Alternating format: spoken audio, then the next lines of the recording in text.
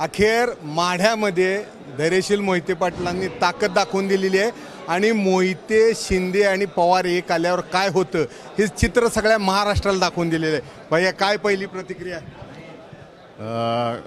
आपल्याला सगळ्यांना माहीतच आहे की मला माढा लोकसभा मतदारसंघातील मतदारांनी उभं केलेलं होतं। मी काही लादलेला उमेदवार नव्हतो। म्हणजे आमचं सुरुवातीपासून जी मागणी होती उमेदवार बदला। दुःख एका गोष्टीचं आहे की या देशातल्या सगळ्यात चांगले मंत्री गडकरी साहेब ज्यांनी कधी पक्षपातीपणा केला नाही, कुठलाही खासदार येऊ त्याला नॅशनल हायवेज दिले, त्याला मदत करायचं काम त्यांनी केलं, त्यांचं नाव चौथ्या यादीत जाहीर होते।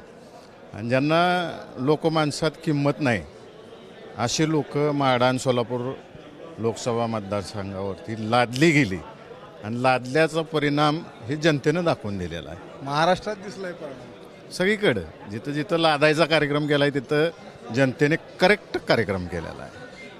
काय आता पुढचं आता जनतेला जे काही आश्वासनं दिलेली आहेत मी ते पूर्तता करण्याच्या दृष्टिकोनातून उद्यापासून कामाला लागायचं। काय जुन्या पक्षाला काय सल्ला द्यायचा आहे?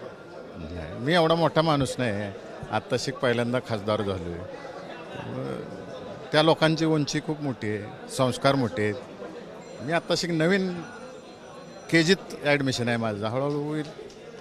तर हे होते धैर्यशील भैया मोहिते पाटील आणि ज्या पद्धतीनं त्यांनी भाजपकडे तिकीट मागितलं होतं, भाजपने तिकीट दिलं नाही आणि त्यानंतर त्यांनी बंडखोरी केली आणि ज्या पद्धतीनं मोहिते पाटील, शरद पवार आणि सुशीलकुमार शिंदे एकत्र आले त्यानंतर संपूर्ण महाराष्ट्राचं चित्र कसं बदलतं हे यांनी दाखवून दिलेलं आहे। कॅमेरामॅन आयुब कागदीसह सुनील दिवाण, एबीपी माझा, सोलापूर।